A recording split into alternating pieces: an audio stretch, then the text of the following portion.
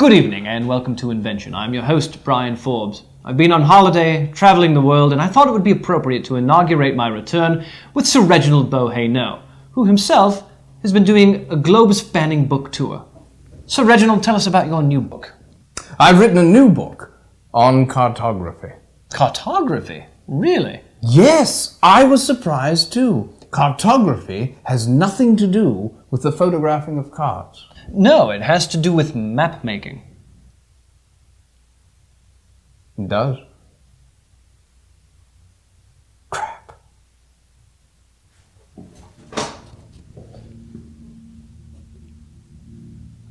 Well, we seem to have lost Sir Reginald Bo-Hey No in his voluminous work on cartography.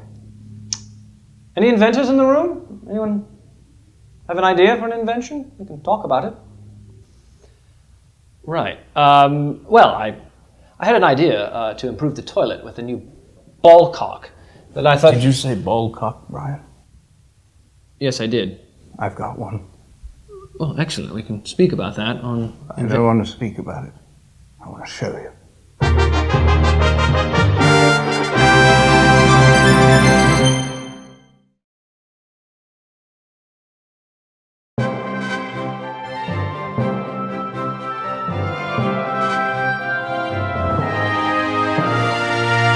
Welcome to Invention. I'm Brian Forbes. With us again is Sir Reginald Bo-Hey No, who returns to us from his second globe-spanning book tour. Sir Reginald, tell us about your new book. Yes, it's a comprehensive book on cartography, or map-making as it's called. And I understand that this is the third international printing of your book. Yes. Through your own efforts and the efforts of my handlers, I came to realize that cartography had to do with map-making, which precipitated a rather hasty rewrite of my book, The Cartographers, after the first two editions had already come out. Well, I can't imagine. And now you're on another globe-spanning book tour. Yes, well, actually, I'm spending a great deal of this tour spanning the globe, trying to buy back the old books from the shelves. And did you manage to get those books back? No, I actually ran out of money in, what is that? Is that India or Africa? I always get those mixed up, probably why I wrote the book. But there's definitely some first editions out there about cards. And what is the second edition about? I really shouldn't say. So you're traveling the globe, buying back your own books. Shouldn't the publishers have had those books recalled? Publisher. Well, what can one hope to find in this newly revised version of The Cartographers? Well, what one can hope to find and what one will actually find are two very different things, let me tell you now. In The Cartographers, as they're called, Brian. Are they called Brian? The good ones are, yes, called Brian, yes. We found the most startling evidence was that most countries were named, Brian, named after the people already living there. Are you suggesting that this is purely by chance? No, a pattern. See, Russia, full of Russians, Canada, Canadians, and of course there's Turkey. Gobble, gobble.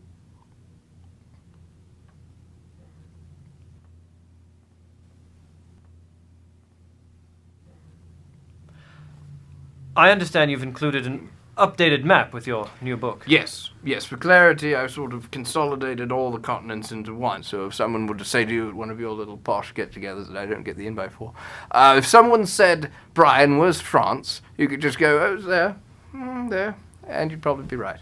Well, I suppose that makes it easy to answer the question, where were you born? In a vagina, obviously. Anyone would say that. Few people do. But I want to just get to the bottom of this. I want to blow the whole thing open. Get in there. I'm sorry. Are we still talking about them? What? Vaginas. Good Lord, Brian. What's wrong with you? Well, you're the one who started. I'm sorry. The book is called The Cartographers, and I'm afraid that's all we have time for on Inventions. Can I mention I'll be in the lobby? Signing your new book? No. Sir Reginald will be in the lobby. Please, join us again next week when we welcome, once again, Sir Reginald and his latest invention, the giant electric whisker biscuit. Yummy. Oh, God, good night.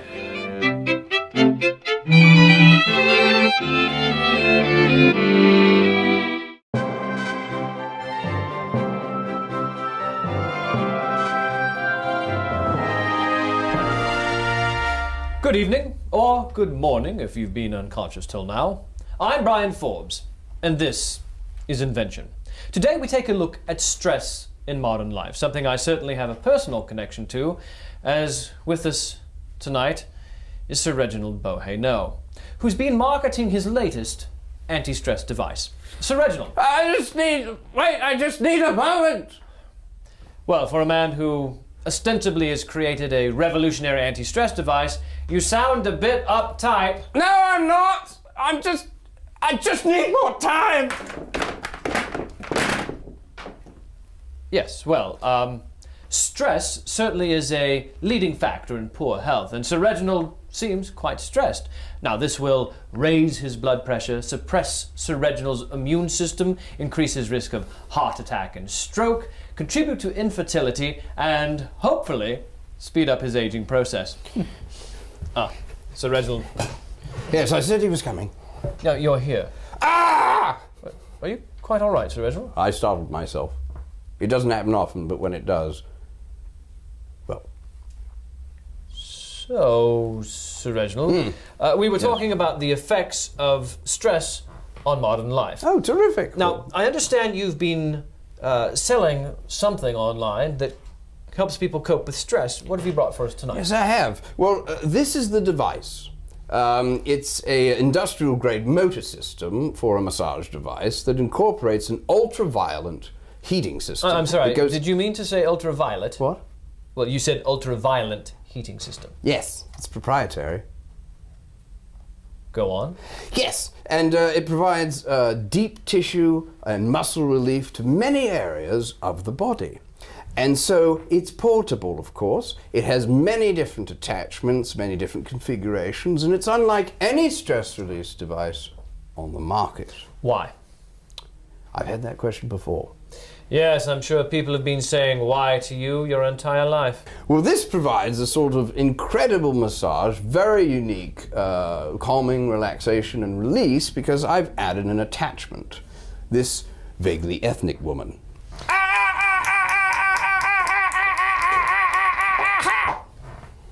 So, this woman is the attachment to your massaging device? Well, it might not be this one. I mean, that's the demo. But the massager comes in various colors, shapes, and sizes, and the attachment comes in various colors, shapes, and sizes. So if you want a big one, either way, I can hook you up.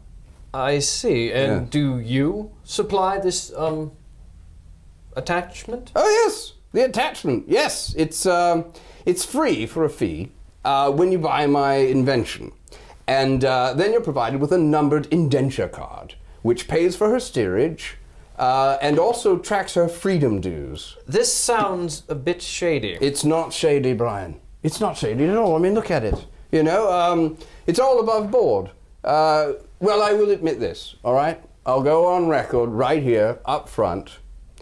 Her food isn't covered for the 3-week journey in relative comfort in a 4x5 box from several third world countries. But there's nothing shady there. See, I've said it.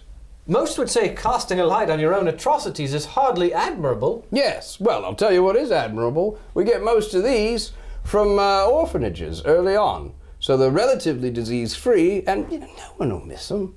All right, I'm going to do something unprecedented in the history of invention. I'm going to say early on that this is an appalling idea, and we will not go any further with this invention. I mean, what woman would even agree to this? It's not agreement, Brian. No? No, it's coercion. Yeah, on delivery, they tend to be a bit dizzy, all coming out, they haven't been fed. And they don't want to make an attachment right away. So you have to communicate with them through a series of very simple hand signals, that let them know, and this somewhat convincing marriage certificate, that you, of course, intend to marry them. So you basically have a mail-order bride that you have no intention of marrying? Well, I can't, personally, unless I go to Utah. Beautiful place, full of morons. You mean Mormons? Possibly. But of course, you know, it's incredibly motivating to live in a free country. The possibility of living there is motivating, and let's face it, they're rather hungry by the time you get them.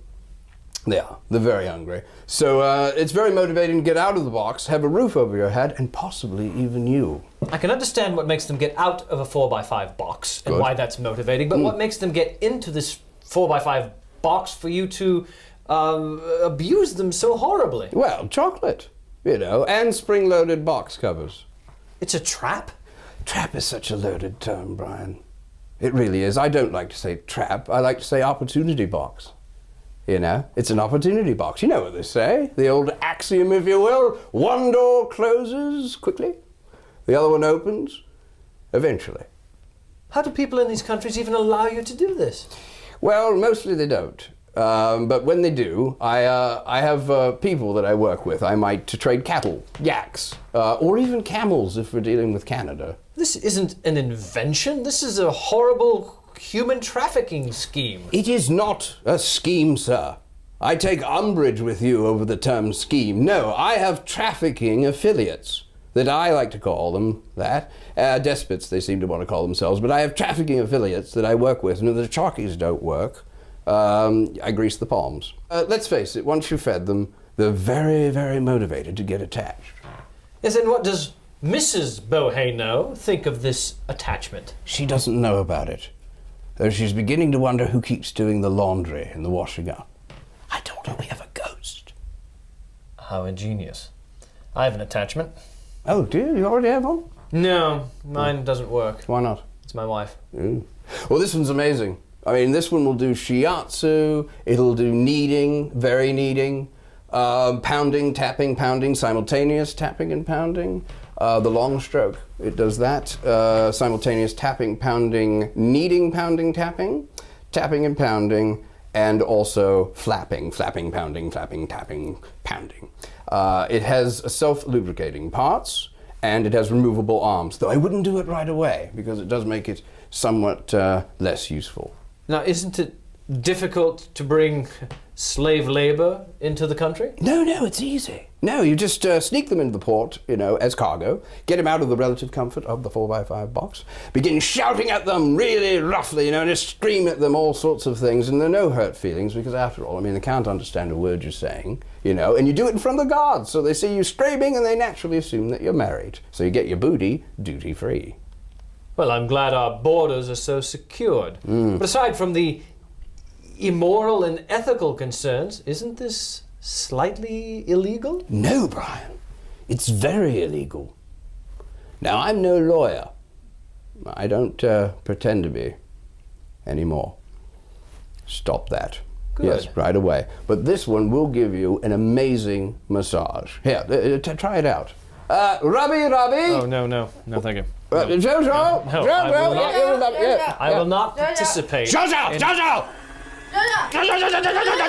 Oh, thank you. No, that's all right. Now you're feeling relaxed. Oh, Feel it? wow, that is Moving your actually- cheek. See? Look at that. That's complete really- relaxation if the missus can't be bothered. Yeah. What about the missus? Well, mine can't be bothered every hour, you know, and besides, it hurts her feet to hold them together like that and pump. Oh, God, this is wrong on so many levels. Lower, please. Oh, that you would trade in human beings. It's just disgusting. Oh, yes, that's actually quite nice. Oh, you dirty. No. Did I say that? I cannot believe you would do something so immoral. This is horrible. Yes, well, they laughed at the Wright brothers. Yes. They laughed at Edison. Oh. They laughed at Jamie Kennedy, you know?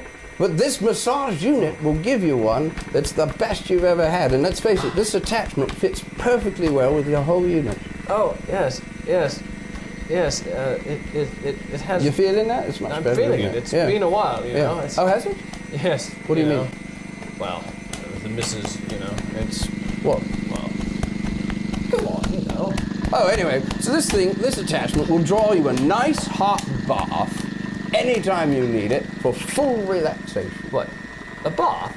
Yes. You know, my wife, she likes to draw me a bath and use her feet to turn it on. I like to look at them, you know. Bath? I thought you, well, I thought this was What? actually leading. To what? Sex? Yeah, no. Good Lord, Brian!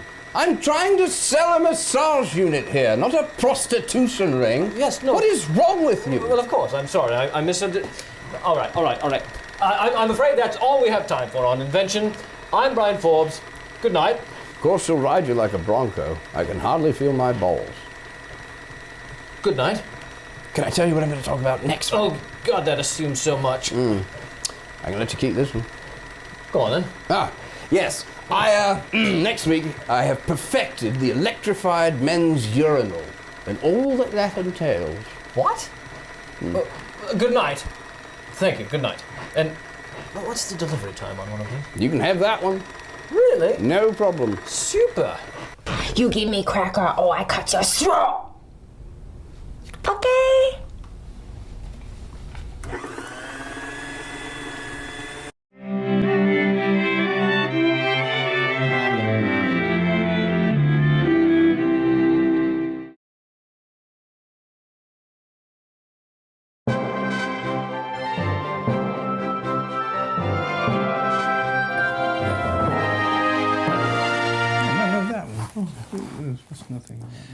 Well, today on Invention, we have in studio a very rare event.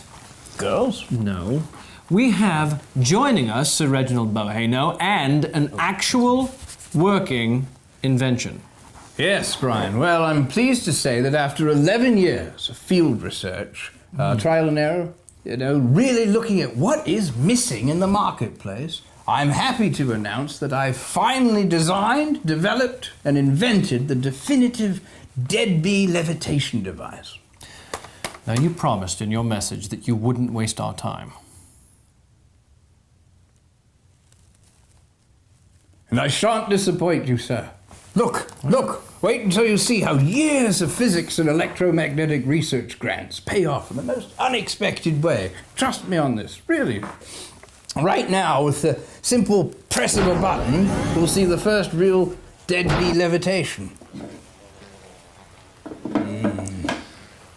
So, what's to say that this isn't a live bee flying around instead of a dead one? What do you mean?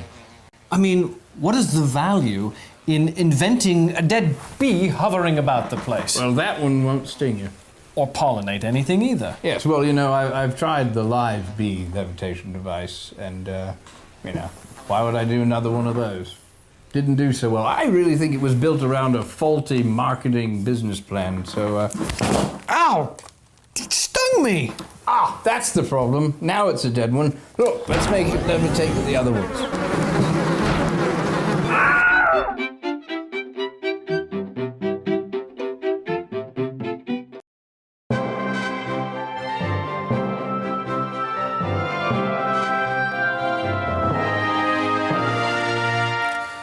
I'm Brian Forbes, and this is Invention, where we take a look at inventions and controversial ideas of our time. Please forgive my appearance. We had an unfortunate mishap in our last episode, but here we are, soldiering on. With us yet again, because someone else cancelled, is Sir Reginald Bo-Hey No, who has debated creation as scientists in his writing from a rather inventive point of view. Sir Reginald. Yes, I've written what I like to think of as the first work on unintelligent design. I see, a refuting of the idea of intelligent design, a creator's hand versus evolution. And where is your evidence of this unintelligent design? Well, I've found evidence of unintelligence in almost every aspect of my life. For example, men's nipples. Why? Or the air-breathing fish unsettling on anyone's dinner table, There it is. Or even, for example, the Korean-built car. I'll say no more. Well, there's the panda thumb. The thumb, it seems, is a useful adaptation for most creatures, whether you attribute it to creation or evolution. Yes, and yet I don't see any of them hitchhiking or typing, and yet these pandas still insist on having a thumb. Flightless birds, politicians, pointless. The list goes on, Brian. In fact, I could make a very strong argument for even someone such as myself being a living example, if you will, of unintelligent design. As could I. Yes, but I don't think evolution is really trial and error or even a gradual process. I think it's much more of a retaining of mutations that work and a casting off of mutations that don't. And yet you keep being invited back on our show every week. But to return to the theory you just addressed, you assert that the more successful and worthy an organism is, the longer it can survive and the more children it can leave behind. Like Kevin Federline. Yes, or K-Fed0, as we refer to him on the evolutionary timeline. Always stopping by the lab, always leaving a big cup of yum, and a whole bunch of them left behind. Good ones. It's all in my book, a collection of useless things that serve no purpose. Ah, there's the appendix. And mine is over 200 pages long. No, your organ. Brian, I told you don't mention my man junk in public. The organ in the body? Not going to happen. Sir Reginald, I'm talking about an internal organ, the appendix, it's vestigial? Yes. Functionless degenerate? Yes, I know what vestigial means. I'm talking about you useless degenerate moron! With your cockamamie ideas and your half-baked inventions, coming in here with bloody levitating dead bees! My arse! The live bees with stingers! Yes, well, it's a heated subject. Yes, I've upset you, I apologize. I've looked into sensitive subjects myself in my own life. Like, for example, what's that sixth testicle for? What? Yes, or for example, those voices, the ones that wail and moan all night, in your head. What possible evolutionary purpose could they serve? You know what the voices say to me in my head at night when I can't sleep? They tell me I need to kill you, to stop your madness, to get you off my show. You drive me crazy. I hate you. Yes. I hate you. Yes, I understand. Are we still on the air? Are we still running? Irrefutable evidence of unintelligent design. My Life, an autobiography by Sir Reginald Bo-Hey No. Look for it in bins and recycling containers everywhere.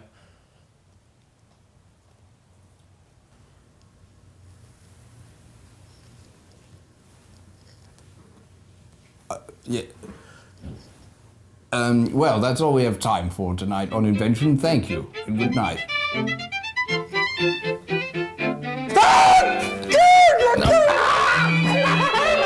I must live to reproduce! I must live to reproduce!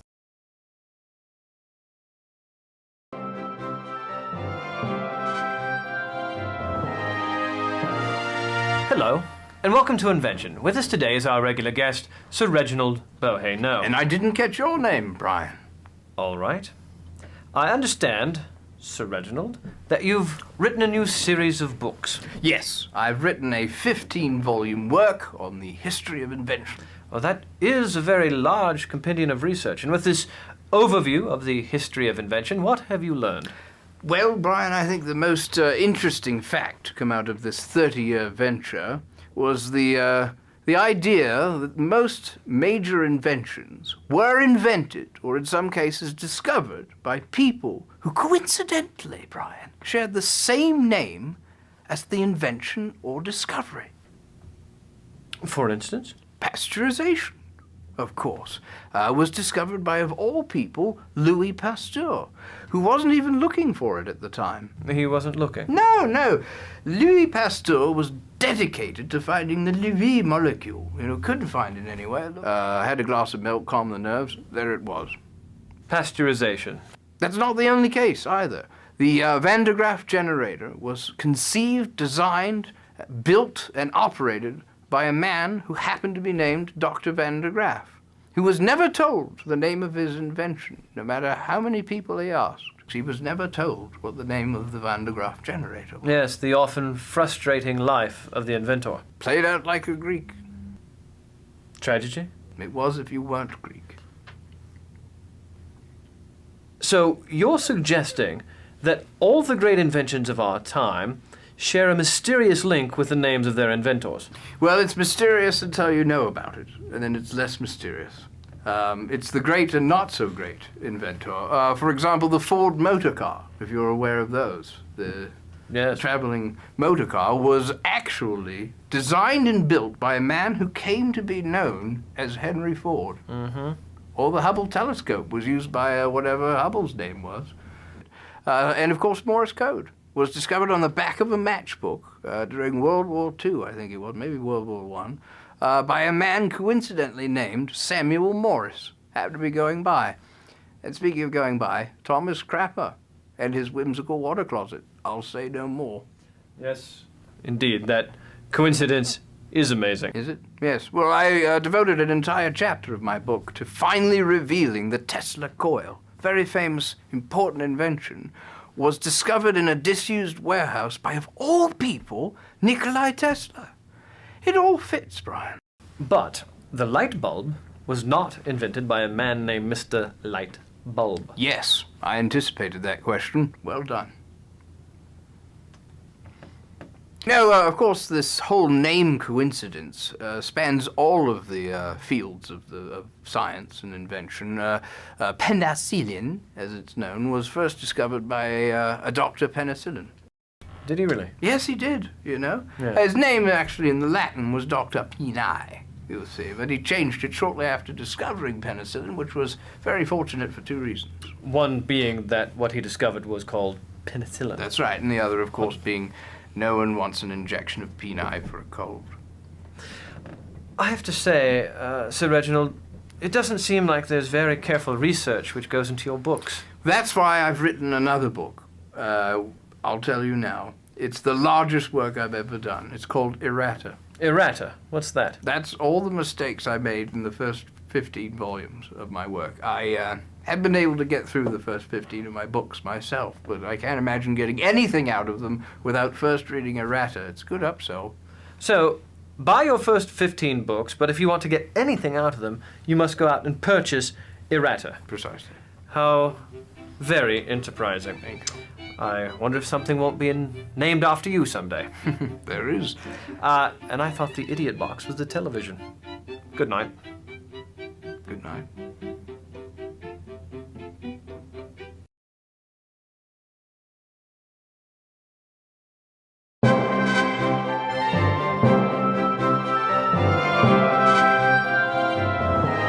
I'm Brian Forbes, and welcome to another edition of Invention. We are joined today by Sir Reginald and what can only be described as his better half, his wife, Lady Beatrice Bo-Hey No.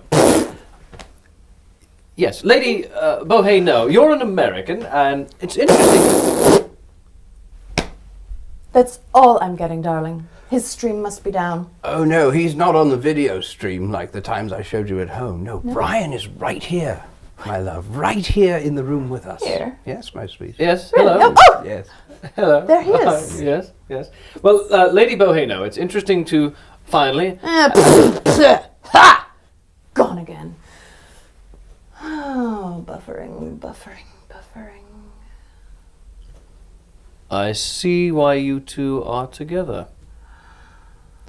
So, Sir Reginald, what have you two been up to? Is it that obvious?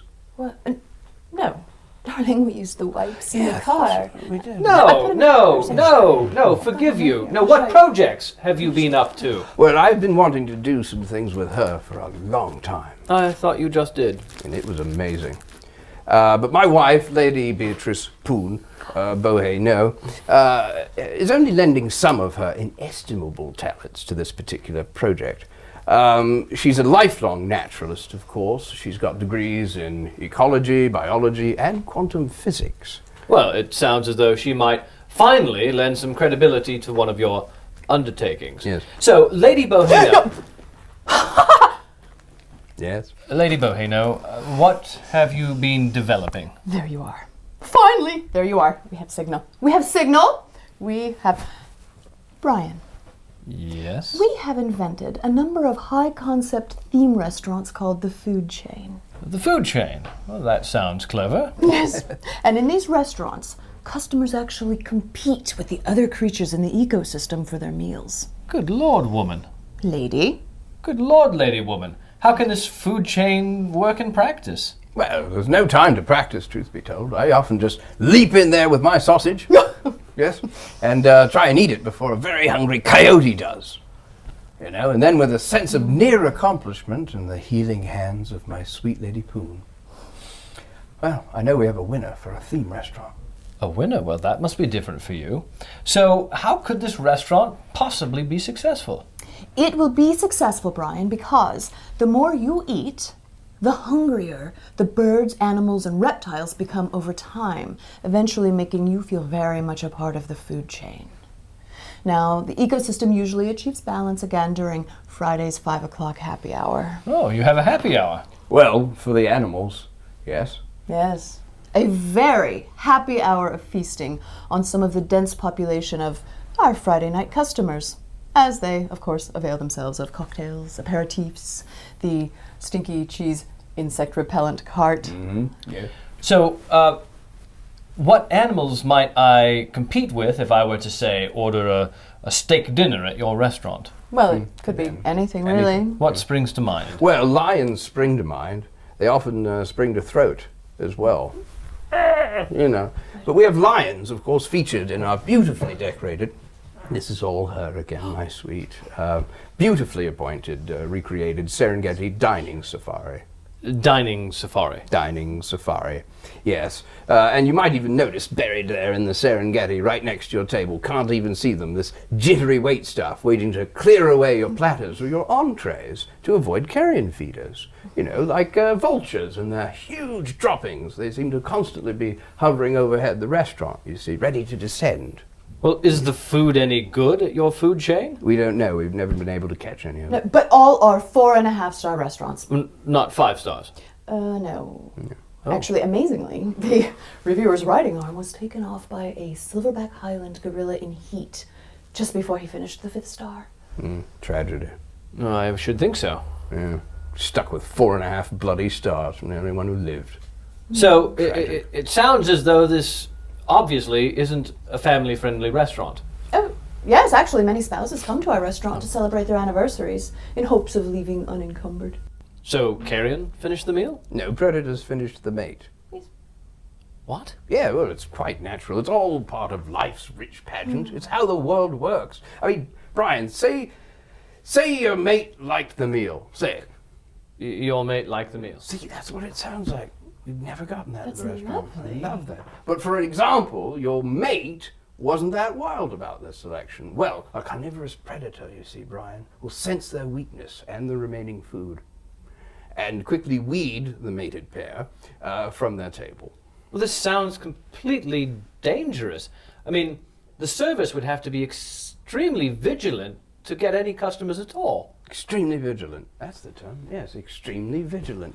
That's what we should use in the daily job adverts for new staff. Absolutely genius. All right. You. Take me through this. I arrive at your restaurant. What happens first? First, our greeter tracker comes up to you and says, "How many in your party? Shh, come this way. Sit. Yes. Sit here. They're all around." They do. And then we're the only restaurant that can confidently then say, how many in your party would you like to leave with? Mm-hmm. I am astounded that you two are still in business. Well, thank you. I mean, with piles of corpses of diners everywhere, how can you expect new customers? Well, we grappled with this question for some time. We did. Much as our first customer grappled with the Komodo dragon For some a time. fabulous butternut squash with gnocchi and sage butter. Yes. Now, Brian, in the end, we actually decided that for any truly green restaurant ecosystem, we needed more carrion feeders. Carry on. So now, every morning, the hyenas, the birds, they all eat the carcasses of the customers or any defeated wildlife, leftover dinners from the night before, as you now dine on your beautiful eggs Florentine breakfast. Oh, my word. I tell you what, it takes a real adventurous diner to order the rice. Make sure it's not moving. Yes. You know, a non-progressive inspector had precisely the same reaction that you're having, and they gave us an F rating, which I thought was going to be quite a setback until my lovely lady wife here told me, Ein Ud, ein Ud! And I thought she'd gone German on me, frankly. But then I saw she added it after the F, so it was F for fine food. So we hung it in the window and stayed open, thanks to this one. That's a shame. But I can't see what possible incentive I would have as a diner to go to the food chain. It sounds like it's completely unhygienic. You should be shut down. Brian, think about this. Come on now. Think about it. The sense of achievement, the appetite you'll work up. Just wrestling a muffin from a Virginia opossum. Or perhaps ice fishing with the ever-present danger of polar bears and cracked ice. Well, with the danger, is the food at least affordable? What? Oh, he's still here. Yes, well, some of it is. I mean, the Ethiopian fly buffet, there's a lot of buzz around that Yeah, one. you've brought them. Yeah. But most of the food is a bit more expensive. You don't want cheap seafood, even in this economy. And Lady Bo loves her sushi. Yes, and imagine how much more priceless my sushi is when it is pried from the jaws of a striped mud turtle. That's right. I've pried her sushi. It's priceless. If you're motivated and very hungry, we've got a full seafood restaurant, with scuba room. We've got diving certification on premises while you wait to be seated. It's brilliant. And then as you're seated in our underwater seating, of course, you can pick off schools of sea bass and tuna and carp, all between bursts of oxygen from our patented mastication rebreathers, our finest invention. Oh, his and hers rebreathers, actually, that we designed for mutual mastication. It gets pretty wet down there. Yes. What?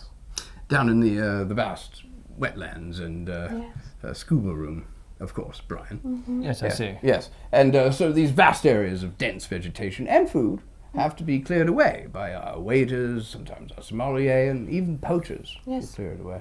Even during our simplest of meals, you've got maggots of flesh flies eating away at your pork pie and Branston pickle. And let me tell you, that creates nitrogen and carbon, which is notable. And who noted that? Well, the health department was the first to note that in print. Yes, printed. Difficult. It's very difficult, Brian, for the independent family food chain to survive in this era of corporate regulated restaurants.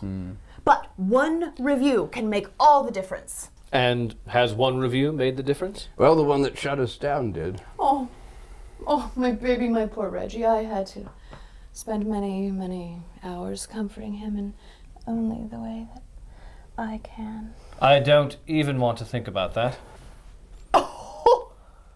I should hope not, Brian. You would look desperately homosexual if you were to do that to my husband. Yeah, she does it better.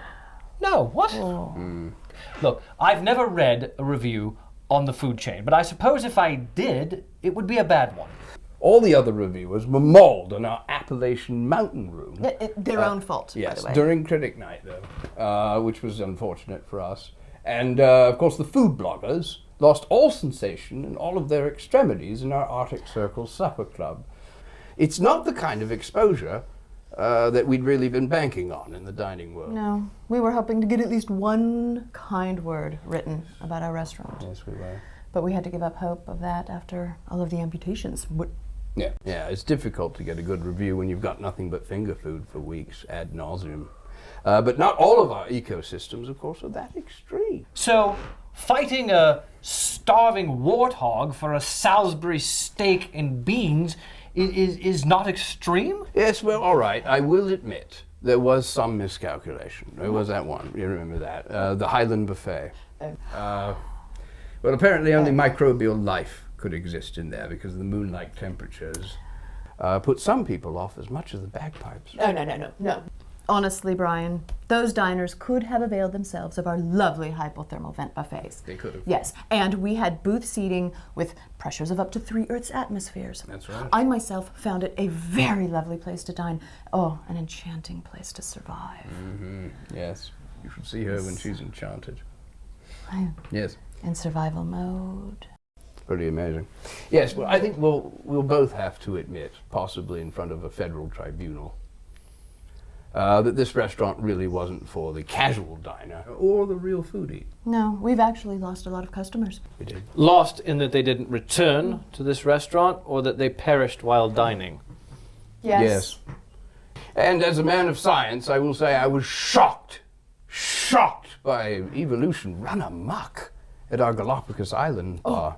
But we believe in our restaurant. We believe you can fight for your food, you can fight for your meal, you can fight to survive, and you can often leave hungrier than when you first arrived. And that can't be said of a lot of restaurants, let's face it. It's true. We call it the food chain survival diet. You will lose weight, even if it's just a limb. Fatties love it. They eat it up. Well, I'll make sure that I have all my shots and no appetite before I see you again. Join us next time on Invention when Sir Reginald talks about his latest theory, one that I'll have to take him to task on. Which one was that? Well, that's your white paper, Sir Reginald, the one that asserts that female chest gazing actually has health benefits. Oh, yes. Well, daily gazing at the female chest provides a myriad of health benefits on par with an exercise regime. Now, I've found, through gazing at the chest, I have increased blood flow, coronary artery disease is lowered, a release of endorphins, and an enhanced will to live. I found through my research that oogling often cuts in half the risk of stroke or heart attack just at 5 minutes a day. Or 5 hours, whichever. So, gazing at the female chest lengthens a man's life. Here, darling. I am over 100 years old, Brian. Oh, Brian, would you like to try? Oh. I feel young.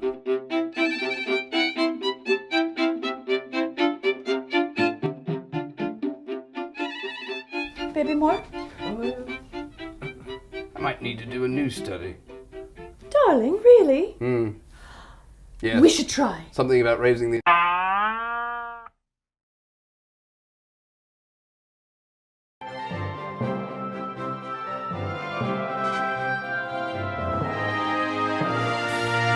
Hello, and welcome to Invention. I'm Brian Forbes, and with us is Sir Reginald Bo-Hey No, inventor of what his own press statement and review calls an amazing new fashion statement.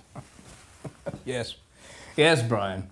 Yes, I've designed and debuted at a Milano runway show my winter line of aromatically themed outerwear. Oh, I see. Sage-inspired lavender, that sort of thing, for example? The flatulence pants. Oh, come on. What?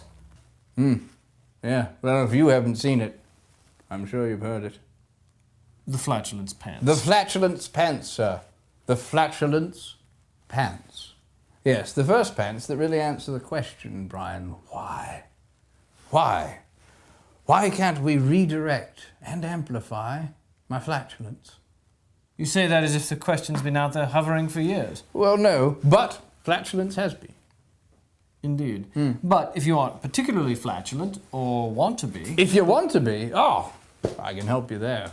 If you're not particularly gassy, like most of us, I can set you up, as it were. I've designed them so that the back pockets have sort of spring-loaded areas with canisters in them that shoot out like a whirling dervish.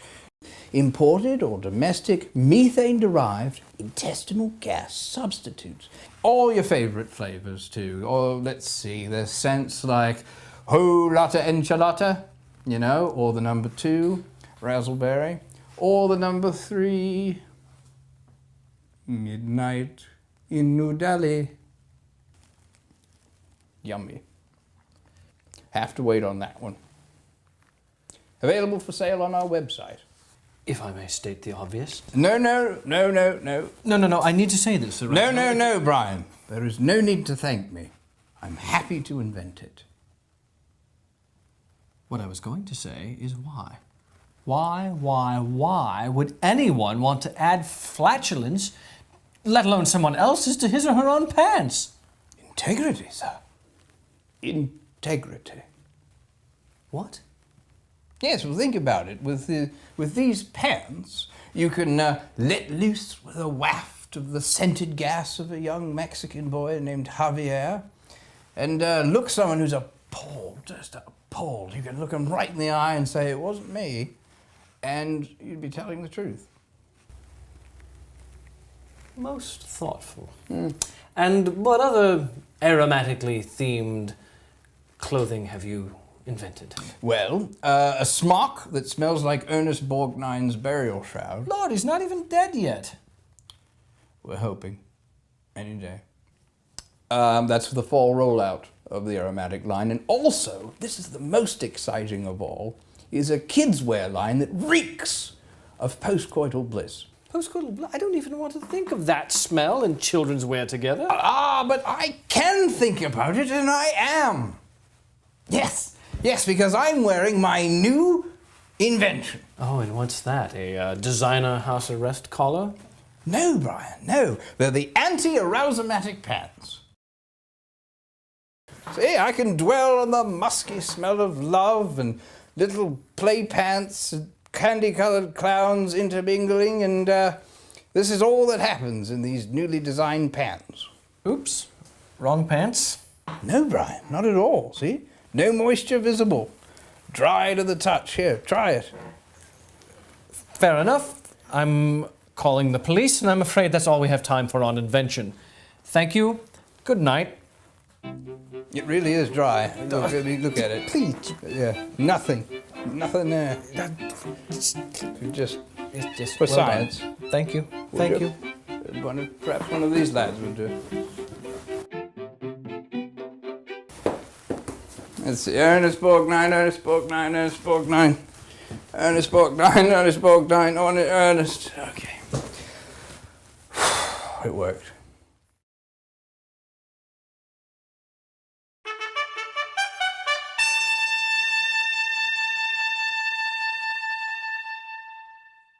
Good evening. Tonight on Invention, we welcome Sir Reginald Bo-Hey No, who's created quite a massive controversy with his latest invention, Sir Reginald. Yes. I have created and marketed the Jovian dayrunner. I see, a dayrunner based on the cycles of Jupiter? Yes. It's a calendar and reminder book based on the Jovian day, which is 9.8 Earth hours. I see. And I sell the refills. How industrious. That's all we have time for on Invention. Thank you, and good night. Can I mention that's why I'm 11.86 years early for this interview? I'd rather you didn't. Thank you.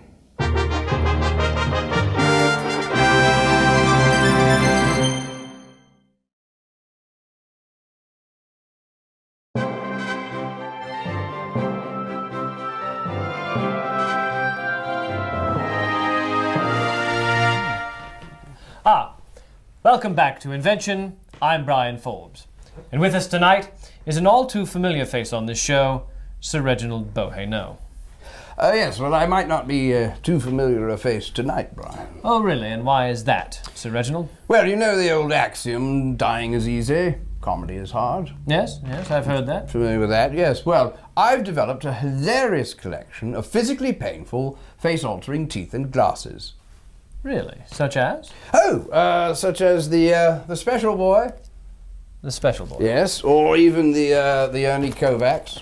Ah, You all yes. remember that? I remember Ernie Kovacs. Ernie Kovacs, yes, terrific. Funny, Or he this was. one, which is also known as the Ridin' the Short Bus collection of fun, funny, and physically painful, face-altering teeth and glasses. Now, you said physically painful. Yes, I have a court order that says I have to say that now. I see, yes, I do seem to recall reading online that several lawsuits were brought against you regarding goofy teeth. Yes, and I regret to say the whimsical glasses, which apparently cause blindness and retinal scratches during use. It's a real pisser for me. But still, these are a hilarious collection I developed over years of field work, and let's face it, funny trumps everything. Yes, I've heard that as well. In comedy, funny trumps everything. Yes, even bleeding gums or periodontal disease or even corneal scratches, you know. But sure, your teeth, your gums are going to bleed. They're going to bleed. They're going to bleed. Profusely? Yes. in fact. But that bleeding is a small price to pay for the sort of really big laughs, belly laughs, that you're going to get at children's parties. I see. Now, you said these were physically painful. Yes. Are they very painful? Very painful. Yes, they can be. Well, Yes. could you demonstrate? Yes, I'd be Very happy to. The comedy du jour is Yes, one I'm just developing now. It's sort of in the beta stage.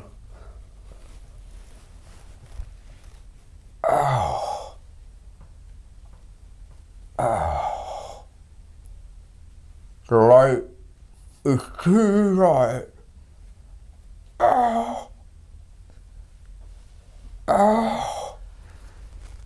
So that's Sir Reginald Bo-Hey No and his physically painful, face-altering teeth and glasses.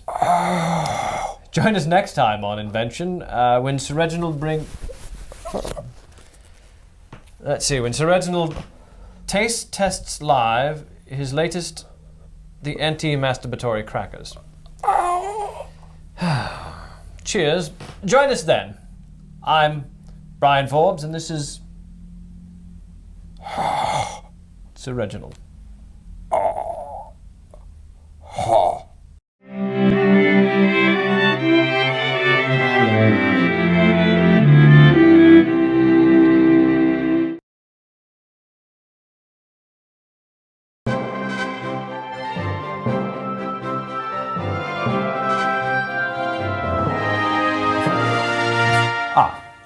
Welcome to Invention. I remain Brian Forbes, and with me is a guest who I can safely say is no surprise to me, or anyone for that matter, Sir Reginald Bo-Hey No.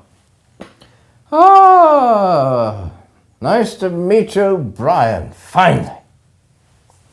Yet again. So, Sir Reginald, yes, I venture you've been working on something since we last met. Yes, well, I've made the leap, as it were, in the area of privately funded rocket ship tours. Ah, yes. Well, Sir Richard Branson has been developing a program where a private individual can purchase a seat on an orbital or near-orbital spaceflight without a military or scientific background. Really? Yes. Recently, the X Prize was given to a private company which successfully launched a reusable spacecraft for commercial purposes. Yes, well, there's an intense interest in the privatization of rocket ship technology and people willing to pay for a private rocket ship tour to the stars. You see, my service is unique in that it provides a discreet rocket ship tour to the stars' homes. Stars' homes? Homes. What type of rocket ship tour is that? Oh, it's the whole 4D experience, you know, Brian, through the lives, literally, of some of Hollywood's most beloved stars, just as their homes are destroyed forever by a pressure-fed kerosene-oxidizing engine, which lowers the cost, of course, that's normally associated with throwing away a booster, that sort of thing, but does increase the cost ever so slightly of, say, rebuilding Shakira's 10-bedroom home. But you're still getting a once-in-a-lifetime experience of seeing a star's home before the home is gone. So you're essentially launching a rocket horizontally into a home. Or homes, if you aim right. Or homes of Hollywood's elite. Yes.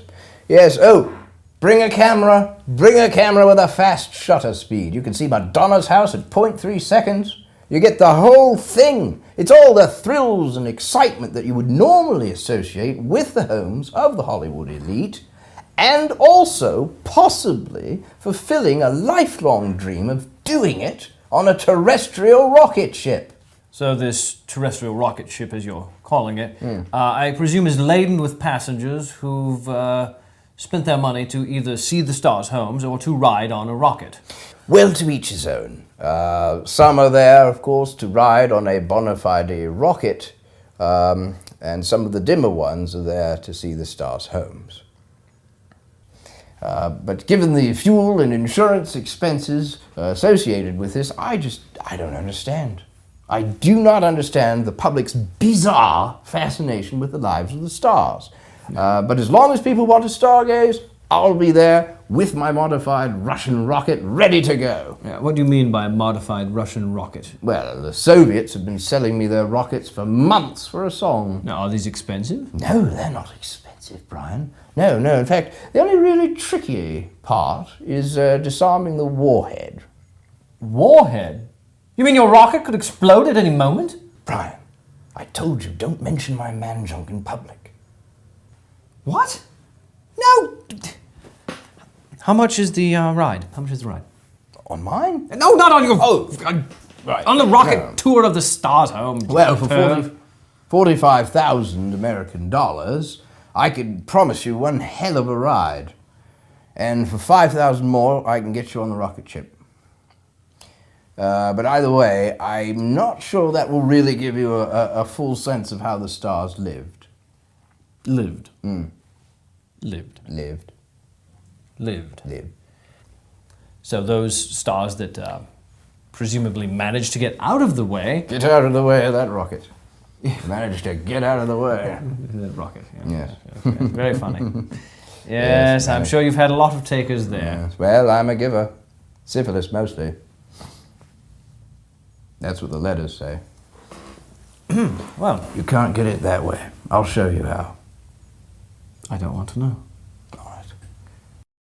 I can imagine that those stars that manage to get out of the way of the rocket and live Yes. are none too happy to have their homes destroyed by your tour. No. In fact, I don't think it's just the stars that have a problem with having a large rocket ship flying through their home. I think most people would have a problem with having a large rocket ship fly through their home. Do you think so? I do.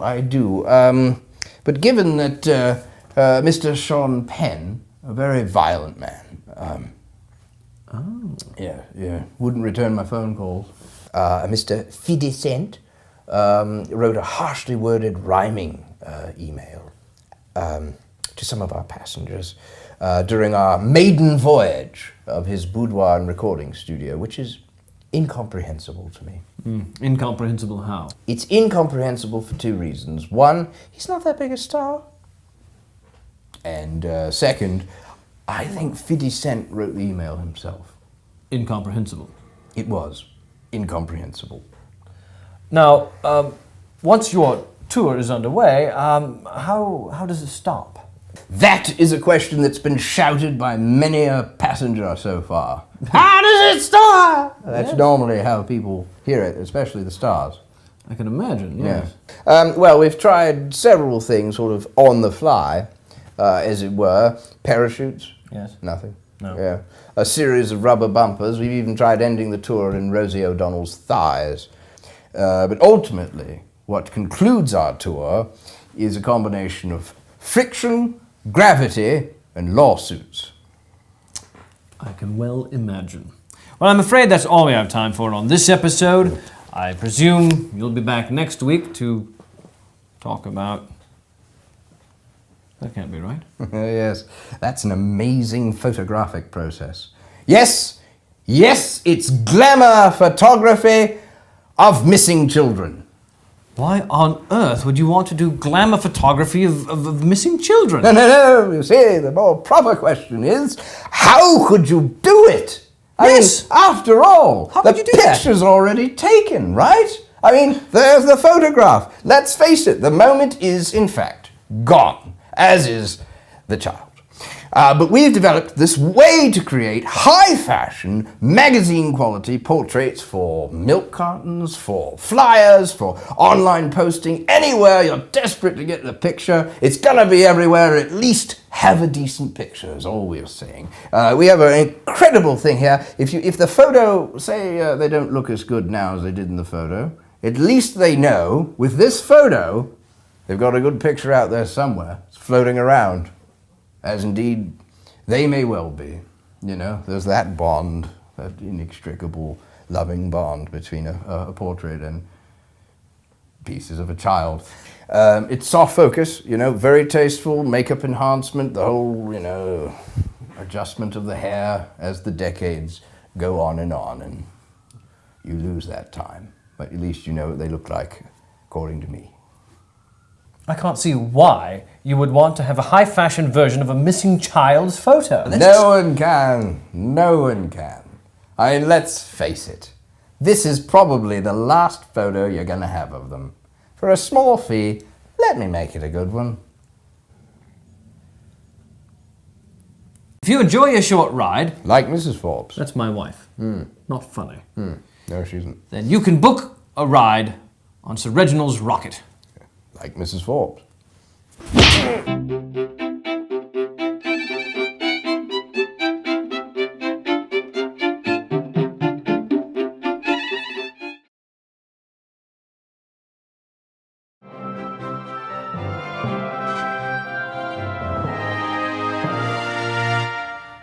I'm Brian Forbes. Welcome to a very special invention. Tonight's show is not so much about an invention or a book, but a revolutionary new program. With us is Sir Reginald Bo-Hey No, the curator, I believe you call it? Me? Yes, for God's sakes, yes. Oh, yes, curator, yes. The curator of the Scared Straight 2 Institute. Now, curator, that sounds more like a museum. No, you see, I am the curator in that I give the cure. Don't know what happened to the ater. Ater comes later. Yes. No, I give the cure to the behavioral problems that these troubled young men are experiencing. Well, I think we're all familiar with the first Scared Straight program, a very corporal therapy for teens and young adults. These young men would be placed in prisons and would get to know up close and personal the very graphic effects of a life of crime. Now, how is your Scared Straight program different? Well, I think the first thing that will spring to your mind as you look at the two programs is that mine is called Scared Straight 2. You see, unlike Scared Straight, the original, mine is called Scared Straight 2. That will be immediately apparent. Yes, I see as that. a difference. Yes, thank you. The second thing is my program, Scared Straight 2, puts troubled young men on the straight and narrow in a unique way. Now, what is it exactly that you do with these young men? Well, Brian, it's really, it's quite elegant. We take these potentially homosexual young men and we scare them straight, Brian, with aroused male genitalia. Aroused male genitalia? Where? In the program. This program? No, not my program, your Scared Straight program. Ah, you're familiar with the program. Yes. How'd you do? No, I like women. There you have it. Another bender, Scared Straight 2. Well done. What happens after the scaring part? Well, when you see a giant turgid tube steak just coming right at you, as it were, that puts more than the fear of God in you. I know. I'm sure you found that to be true. What then? We take these young men, and much like your own parents might do, they might cure you from smoking cigarettes, Brian, by taking you out, making you smoke so many cigarettes that you just don't want any more, you know? Well, certainly sounds like something my father might have done. Sure. Why not? Precisely. So what we do is we take these young men and we make them smoke so much pole that they just don't have a taste for it anymore. Well, what if it turns out that he's not actually heterosexual, but indeed genuinely gay? Well, he'll have the time of his life at my place, let me tell you. I'm afraid that's all we have time for on Invention. Thank you. And... Oh, wait. I haven't shown you the anti-buggery butt plug. good night. You seem uneasy, Brian. Friendly.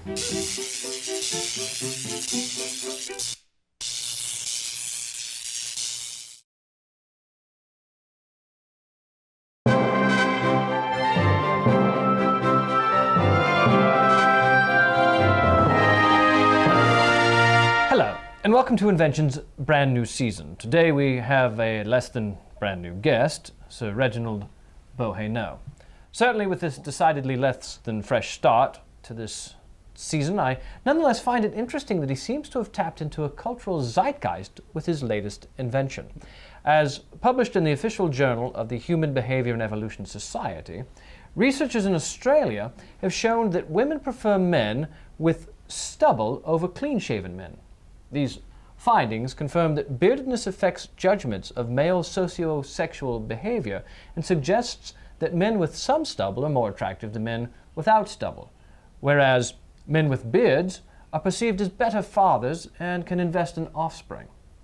Well, there certainly is a cutting-edge scientific study. I may have to leave off shaving for a week or two. Yes, well, perhaps with all the heavy bearding involved, this isn't cutting edge after all, what with all the unrestricted hair growth, Brian, but rather it's a growing interest, if you will, in the sexuality of hair grooming, and the Australians know a thing or two down under, I'll tell you that. And to that end, I've created my most exciting invention to date. Well, I am curious how you've taken hair grooming into the next phase. Now, given your own hair, is chaos theory involved? No, but it was inspired by my cookie duster, as I call it, which has created quite a bit of pleasurable chaos in the past, Brian. Now, Brian, I have invented an ever-expanding line of genital mustaches. Genital mustaches? Yes. Why? Yes.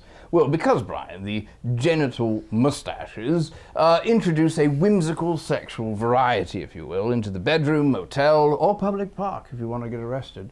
They're called for the pleasure of Lady Poon's genital mustache collection in honor of my wife, who actually served as the test subject. Well, I'd imagine she's not entirely happy being at the receiving end of your mustache. Well, she was sore about it for about a month, but in a good way. Oh, God, all right. I'll play along. Well, that's the spirit. All right, Brian, shake off that repressed sexuality of yours. I am not repressed. Well, good for you, Brian. Good for you. Would you let go of my hand, please? Oh, yes, of course. Yes. Thank Fine. you. Thank you. Yes. So, dare I ask, how does one apply this new invention? What part do you need help with? Think of me again as your sponsor, a repression sponsor, if you will, to help you get through this. No, your stupid stash, your stupid genital mustache. How does it work? Well, the way Lady Poon does it, it works pretty darn fast. Ah. Yeah. Yes, no, but, I mean, do you, bend it into shape? That should happen, yes. Well, but, Yeah. I mean, does it go on or in? Look, This Brian, device. if you haven't got that part down yet, you're very far away from a mustache entering into it. I'm talking about the mustaches you've created. How do they work, Oh, the sir? ones I see. Yes. Well, imagine how unrecognizable your old Dodger would look with this Bat Masterson rustic mustache. Going for a ride in the Old West. Yes, or perhaps the old hello from the authoritative Bobby stash, and of course we've got this, the Casanova, I'll say no more, and I call this one the Bruiser for the rough stuff. So it seems like each mustache has its own name. Yes, each one has its own sort of name. We do have this one here, it's called the Villain, you see, the 8th grade bully, of course, the Prospector, digging for treasure. It's perfect for all sorts of role play, disguises, and coxplay. The term is cosplay. I believe it is, but that has no bearing on my invention. No, imagine this simple adhesive mustache placed above, or in some cases below, your womb ferret. It can make a whole new experience for both of you. You just said womb ferret. Yes, Yes. yes. Yes. Things get stale in the bedroom, you know. No, I don't. Well, I mean, after 15, 20 years, or minutes, things can get a little droopy in the love life department. And the mere act of implementing a genital disguise lets her know that you want to keep sex fresh and prickly. So you're saying it's like a brand new man unit has just walked into the bedroom? Yes, precisely, Brian. But I would want my wife to feel like it was my unit and not someone else's she was with. Well, that's the beauty of it. I mean, let's face it, no one else is going to want to fuck her. What? Yeah. Sir, No, I mean... I will punch you. What I mean is, it's your unit, Brian. All yours and only yours. Incognito. TM. Went a long way around the park for that? Yes, what a beautiful ride. Yes. And speaking of a beautiful ride, mustaches. Like this one. This one's the swashbuckler, the frowny bear, or the plumber. You know, lets her know how the waterworks are doing. Lets her know that you want to keep it fresh, fuzzy, often mysterious for slinky interludes. Like a phoenix rising from the ashes of your sexual doldrums, your mustachioed penis can be as a hirsute, manicured thrust monument, framing the way to hairy, happy times. What the hell is wrong with you? They say it's my brain.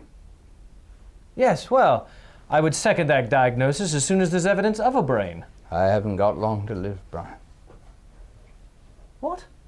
Well, I mean in geologic scale, of course. Just a blip. Practically dead. Have fun while it lasts. And that's precisely why I made my latest invention all about making sex more fun and fresh for married couples.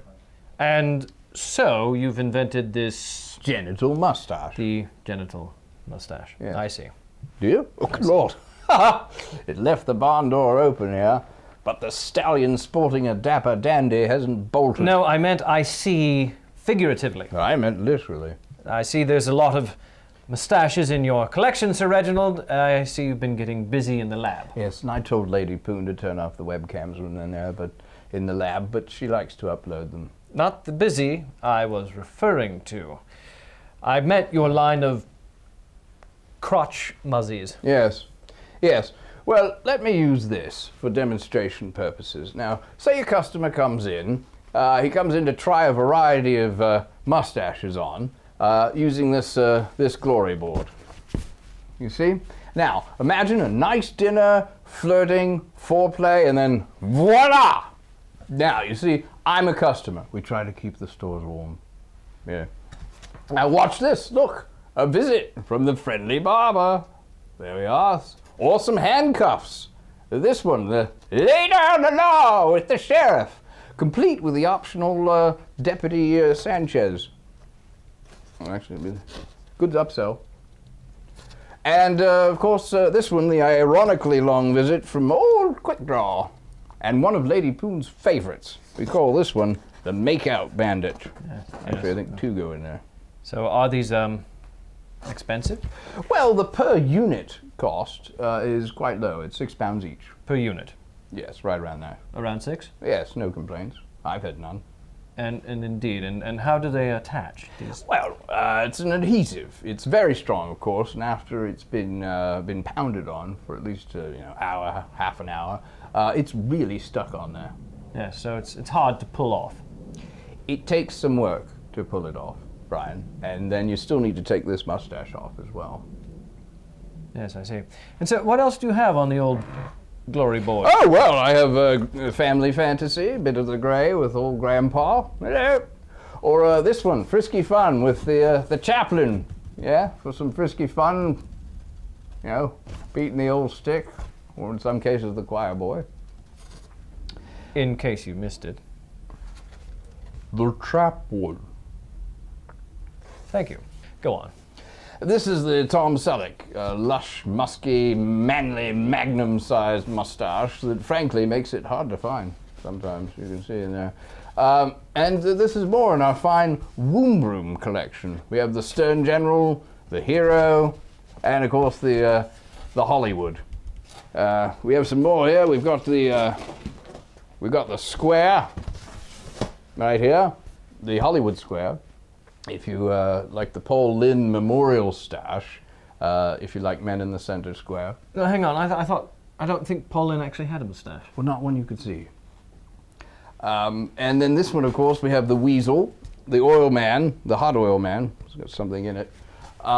This one is the Professor, the Crybaby, of course, the Push Broom, if she's a bit dusty down there, the Neberino, the Rich Uncle, and the El Bandido, I think we have. Oh, yes. Here's the El Bandido for going south of the border. Ay, ay, ay, ay, ay. And then this is the Randy Barker, and this, of course, is the Ronnie Barker. Ahab the Arab, and this is Charlie taking on the chin, Cell Block Bitch. Sorry, Cell Block Bitch? Yeah, I'm sorry, that's Cell Block Butch. But speaking of bitches, if you're bored with her plumbing, Try this, the badge goatee. So I suppose that's what one could call her muff-stache. In case you missed it. Mustache. Take a look. Now, we have his and her Velcro mutton chops to reproduce that bond that you made years ago. You'll be like two dogs in heat, locked in an awkward embrace, sometimes for hours. So I wouldn't use it after a heavy meal. The bloom goes off the rose if she's forced to evacuate on your mutton chops.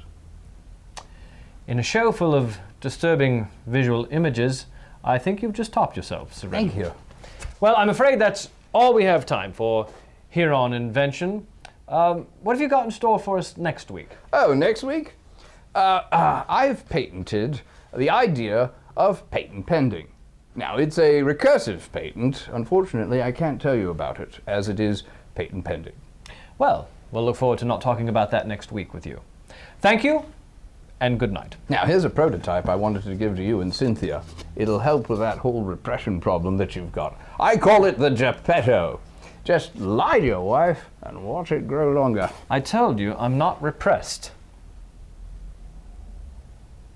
You old Pinocchio, you.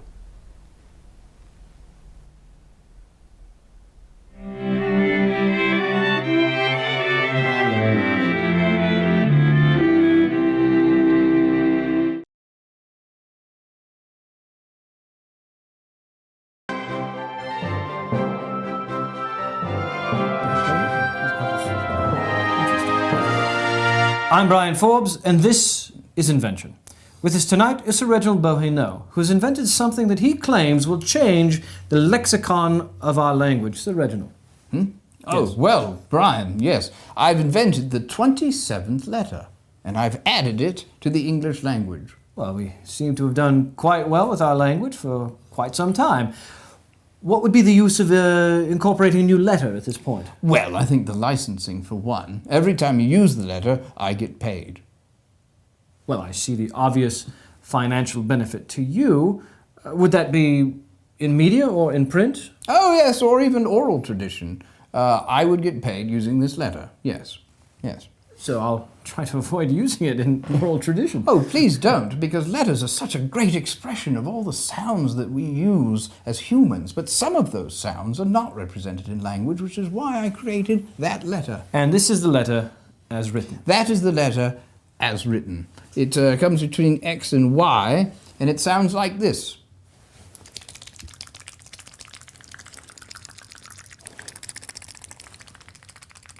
I see. And how would one use this letter? Well, already I've licensed the letter to the Royal Society of Gynecologists, so every time a labia is mentioned, you have to go. Well, the word onomatopoeia springs to mind. Yes. Well, let me show you how much more expressive the letter makes these photographs of women's hoo-has. I pray that's all we have time for on Invention. Thank you, and good Lord. Yes, look at the dangling giblet pouch on that one. It's like slapping an artichoke soaked in butter. Is it? Not that I would know about the butter.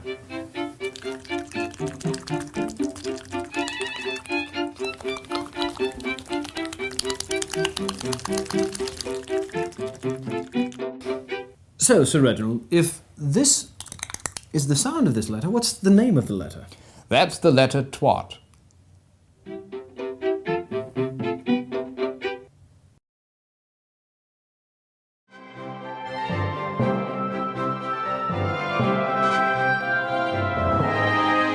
I'm Brian Forbes, and this is Invention.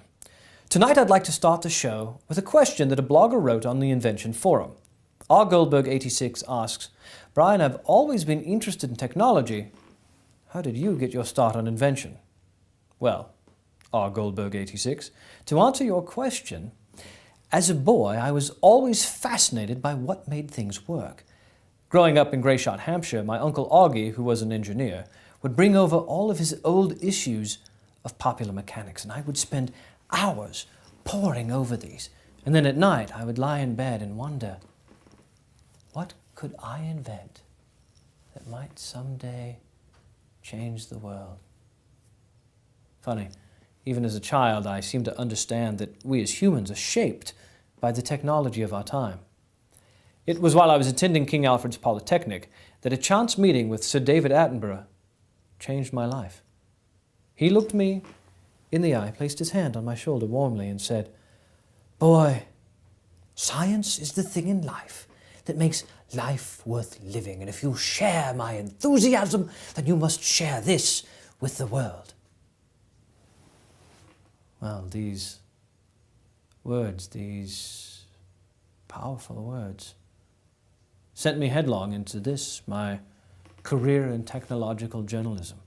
And now, with the power of the internet, we can literally reach billions of people and hopefully illuminate the history of invention and perhaps point the way to a beautiful symbiosis between man and machine.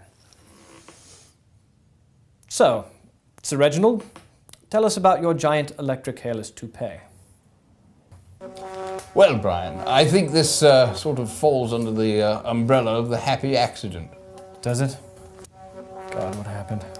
Well, I fell into one of those, I think they call them bins. And when I came to, I had the beginnings of one of these in my head already. You know, so I went right home and made one. The electric toupee was conceived in only a few hours. Amazing. Well, I think the first thing you won't notice about the giant electric hairless toupee is my bald spot. Since this whole thing sort of happened on Thursday, I think it was, I can say with my hand on my heart, if not my head, that no one has commented on my hair. Well, Sir Reginald, the toupee has been around for quite some time. Why would you make one now that is, electric? Interesting. I really thought you were going to say hairless there. Usually the sort of hairless aspect of the toupee comes up almost immediately, particularly with investors. But yes, this has 20,000 volts of electricity rated at 1400 amps coursing through the toupee aerials, as it were, powering the toupee obviously, and creating a very real sense of danger and embarrassment that keeps your mind off the fact you're going completely bald. I see, and being a hairless toupee, one would never have to worry about one's hair being messy, even in the wind. My God, you're right. You'd never need a comb. You've vindicated me, sir. Yes, I'm here to foster the beautiful relationship between man and machine. Yes. Well, hair loss is incredibly debilitating to the male ego, a sign of advancing age, the loss of vigor of youth, the negative aesthetic of baldness.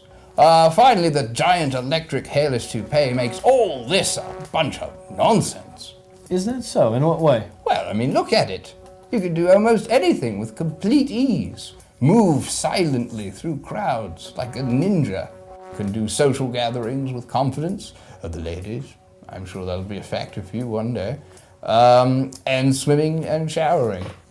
Swimming and showering? Oh, yes. Well, you have to do it rather quickly. It does unleash a rather lethal jolt quite a bit. But, you know, your hair loss will be the last thing on your mind, as indeed if you do that, this will probably be the last thing on your mind as well. So what is the difference between this electric toupee and a hat?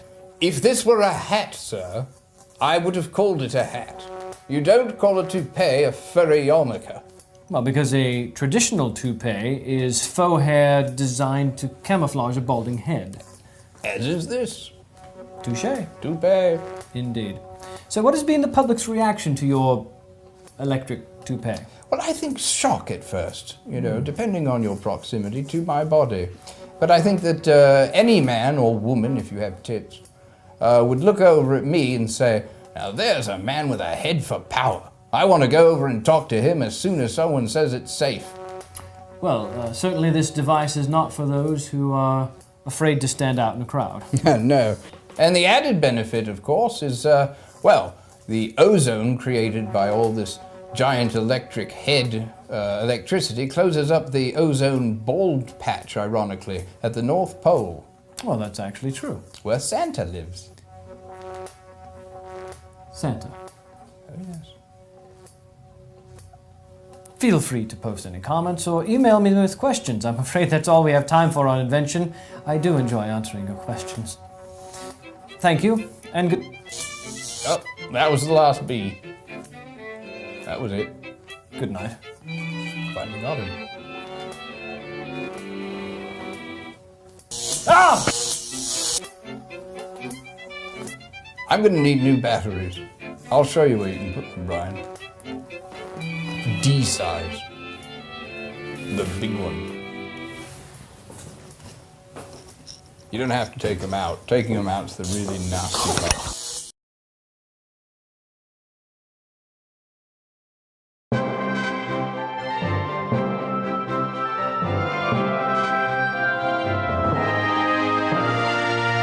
Tonight on Invention, we have a guest that is a real surprise for me because I thought he'd gone away and wasn't coming back. But apparently those assurances were for naught, as my testimony was not enough to hold him.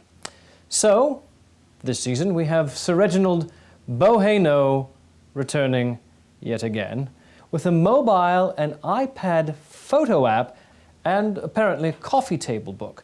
So, Sir Reginald, what are these photos, these pictures? What? I'll have the number 2, I think. Sir Reginald, we've eaten 3 hours ago. Eaten, gone, done. We're recording my show now. Oh, well, I'm sorry, I didn't... Oh, I see. Well, out of luck, I suppose, you know. Hello, Brian. I must say thank you for facilitating my release from the institution. Yes, the less said about that, the better. Well, I do appreciate it, Brian. Not so much the bit where you put me in, but certainly the part where you helped with my release. Despite, I think you said, your best instincts. And by way of thanking you, in fact, I have included several photos of you in my latest book. And now tell us about this photo app and coffee table book that you've now had published. Yes, I've published a collection of photos of famous people's poo faces. People's poo face. Poo faces. Poo faces. Famous people's poo faces. People's poo face. All right? Yes. Go on. People's poo face. People's poo face. After several years off and on as a sort of a hobby, really, you know, more tinkering as it were, playing with it, it became a more serious vocation after the first few arrests were cleared up.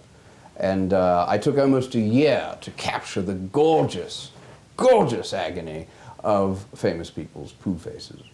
I don't understand. You know, when you're, you know, you're grunting, oh, you know, sort of a straining, you know, sort of thing that you do. Your poo face. That's when you're making, you know, your poo face. Yes, no, I understand that. I just don't understand you. Sometimes you'll find piles Oh, dear Lord. of archival research that can produce rare historical poo faces. I push hard. Please stop. There's a big movement. I don't know if you're aware of this, but there's a huge movement. You know, to show the inner mundane quality to some celebrities' lives. I mean, take a look at this. Look, here's a rare James Dean photo. This is him. He had a lot of bran just moments before the accident that changed his life. Oh, you mean the car accident that killed him? No, the accident he had a week or two before that, which made him, in public, have this poo face. Oh, my word. Yes, never before seen. And with popular internet celebrities, I've also included this interactive map link, so you can touch their face and find out what restroom facility, rehab, public place they may be making their poo face at that very moment. And some of these pics, let's face it, bring new meaning to the term YouTuber. You know, they're all tubes, in one end, out the other. If you've seen any of their stuff, you know what I mean. They pump out a lot of it. And they just love the attention. Here's iJustine. She's making a real room clearer right outside of the Apple Store. Lovely. So you've harnessed years of expensive and refined GPS technology so that anyone can find out where an uninformed attention whore is currently making the poo face, and then go there. All right, I'll ask this to the lamentation of my soul. A lot of your photographs seem to be out there in the open, as it were, even around other people. How are you sure that this is a poo face, as you say? Oh, well, you see, it happens more than you think. I know if it's a poo face because it's a facial scan that I do. It's very scientific. I look at the muscles in the face, and you'd be surprised how many paparazzi shots turn out to be authentic poo faces. I see you have Megan Fox. Poo face. Lil Wayne. Poo face. Robert Pattinson. Constant poo face. You certainly have a lot of celebrities that are popular with young adults and teens. Ah, but I also have several really old poo faces. I'm sure you do. Yes, Mick Jagger. Look at that one. Rosie O'Donnell. You have to slide it around to see the whole thing. Look at that. And some of the earliest photographs by Matthew Brady, of course, of Abraham Lincoln's poo face. Old stovepipe. Wore the big hat, you know, and made the big poo face. Just moments before his famous Gettysburg Address, we took this picture here, and, you know, he was under so much stress from the war. And this is one of the few photos where he looks like he had some actual relief. You know, he looks quite restive. That is a beatific poo face. Yes. Should put that on the $5 bill. So is there any historical precedent for photographing these poo faces? Yes, long ago, early poo faces were carved on walls, wood carvings, sometimes by monks who'd spend their entire lives carving out poo faces. And finally, they were carved in intricate blocks of hard cheese, which is where the term cutting the cheese came from, with regards the poo face. Now, later, realistic portrait painting, of course, came in, you know, with the great masters, you know, the ones super realists, the Renaissance, and it was very much in vogue for the wealthy to sit, see that? Sit for the poo faces. It was considered a sign of high standing to be able to even afford to sit for your poo face with the artist, you know, much less have an indoor convenience. Why would you do this? Well, I mean, for one thing, you'll never be able to look at these celebrities the same way again now that you know what their poo face looks like. Well, I must confess, I was at a party once, and Steve Buscemi left the stall door open, and I saw his poo face. I was never able to watch Reservoir Dogs after that. It put me right off. I can understand. Let's face it, getting a quality image, a really good picture of a poo face, comes down to timing and ladders. I'm sorry, ladders? Ladders? Oh yes, for the stalls, the public stalls, you know. You get a completely different picture if you sort of take the camera and put it underneath the stall and do it. You get a horrible angle. I mean, that's completely inappropriate. I would never do that, Brian. I see. Terrible. Wouldn't think of it. Yes. You know?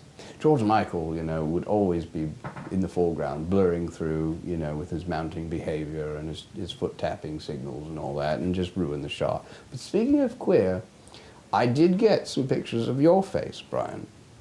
I did, right here. You wouldn't know it, though, because you usually look this way, and I wasn't quite sure. I had to wait for the pants-down scenario to get full verification that that is, in fact, your poo face, and not just the way that you always look at me. What?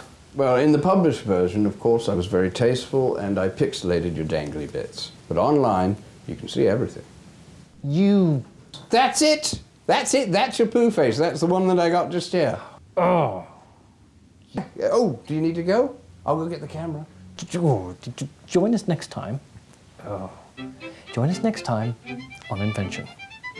Oh, here are the shots of you I couldn't publish. Oh!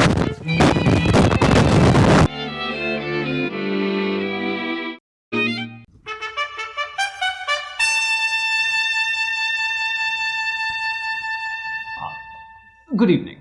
Tonight on Invention, we welcome Sir Reginald Bo-Hey No, who's created quite a controversy with his latest invention. Sir Reginald. Yes, I've invented and patented the tree. Really? Why do we have him on the show? That's all we have time for on Invention. Thank you. And good night. Can I mention the bit about the branches?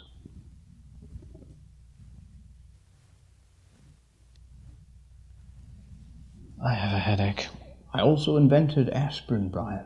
It kills. I'll take 2.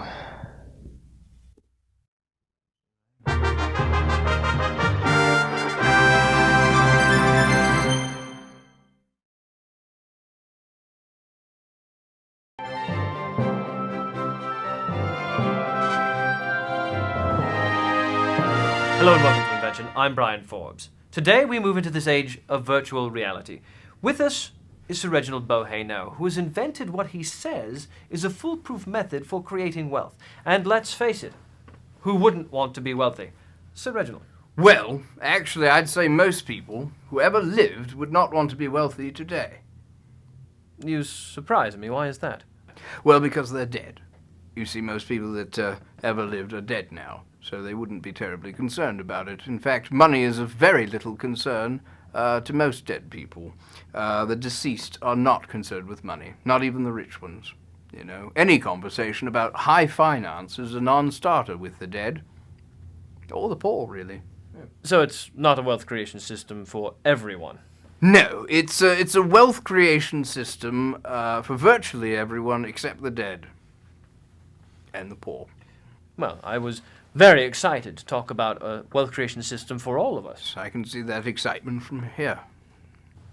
Tell us about it. Well, I mean, the bulge is... No, your system. About the system. Oh, yes. I thought it strange. How odd you wanting me to call attention to your avarice and gorged member on this... Do go on, please. Well, all right. Well, I mean, I got a stiffy, you know, the first time I thought about all the things that I could... No, buy about with your money. system. Oh, about your the system for creating sure. wealth. Yes. Not my penis, not your Yes. penis, not any penis. Tell us about the system Sure. for creating wealth, please. Nothing about this. No. All right. Please. I've invented a system, I'm told, that allows you to become virtually wealthy virtually overnight. Rich in 24 hours. Well, that is amazing. No, No? it's not amazing at all because it doesn't take 24 hours. I don't know how much it'll take, but it certainly wouldn't take 24 hours. As I say, it'll make you virtually wealthy overnight. It will take some time. Not really sure how long my method will take in actual time, but I do believe, I'm virtually sure, that it will be virtually profitable eventually. I am still not clear. What does your system do? Well, yes, my system merely requires that you declare to the world, Brian, declare to the world your actual wealth or virtual wealth via my website. And how do you do that? Well, it's easy. You log into my website, which is www.boheynowwealth.com. And then for the price of a cup of tea a day, you will receive 1 million Bo-Hey dollars each month in your online account, making you virtually wealthy. So there's no actual wealth? Au contraire, mon ami, as the Greek would say. Which Greek? That Greek, he's right over there, drives me everywhere. I pay him in Bo-Hey No dollars. Stupid little... Yes, he's a genius, though. Genius with a mustache. He doesn't have a mustache. Give him a mustache. See what he does with it. Genius. I've often wondered if I should grow a mustache. Trouble is, it's always police, military, and homosexuals. Sorry. Yes, well, I'll have you know, in the military, I was a Queen's Guard.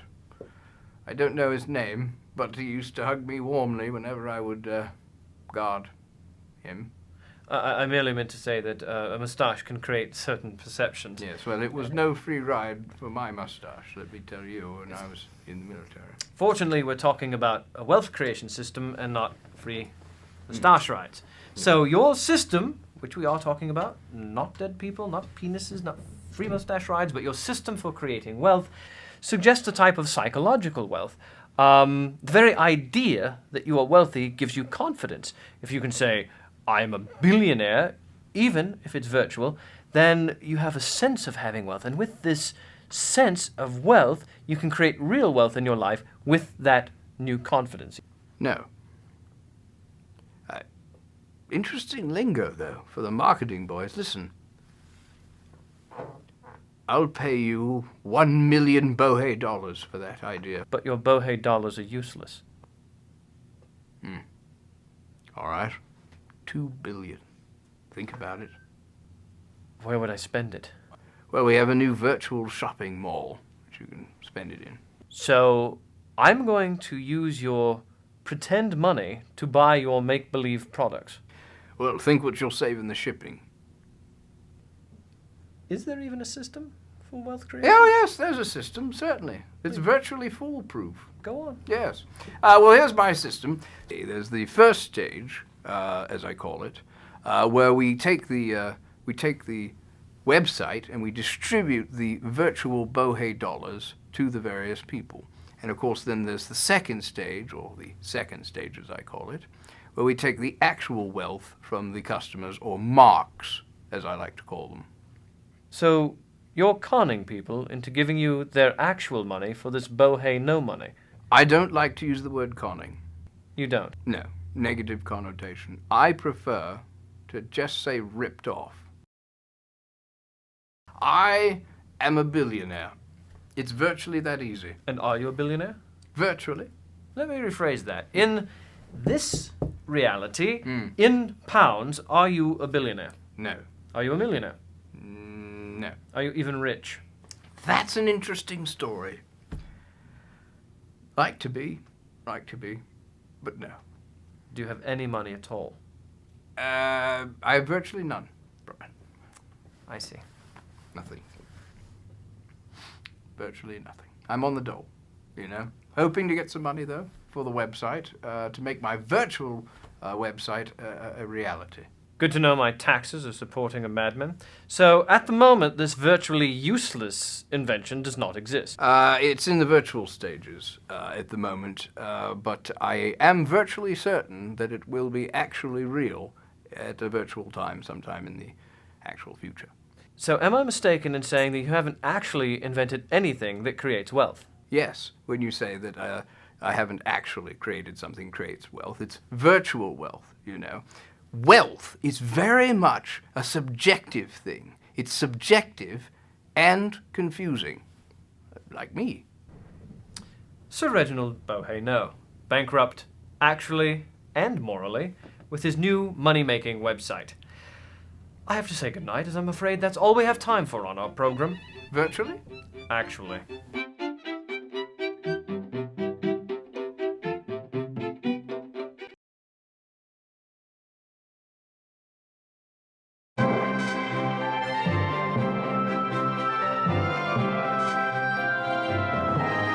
This is Invention with Brian Forbes. Today we take a look at youth. We're all obsessed in our culture with remaining young. Indeed, multi-billion-dollar industries have grown up attempting to help us do just that, to turn back the hands of time. Well, my regular guest, Sir Reginald Bo-Hey No, claims he's made some remarkable advances in the area of age regression. Sir Reginald. It worked, right? It worked! Right. Come on, say to you, Sir Reginald. Well, this is truly remarkable. Well, do I look younger? My age is supposed to be 6. Finally, your age matches your behavior. I'm afraid that's all we have time for on Invention. I'm Brian Forbes. Good night. What, Brian? What?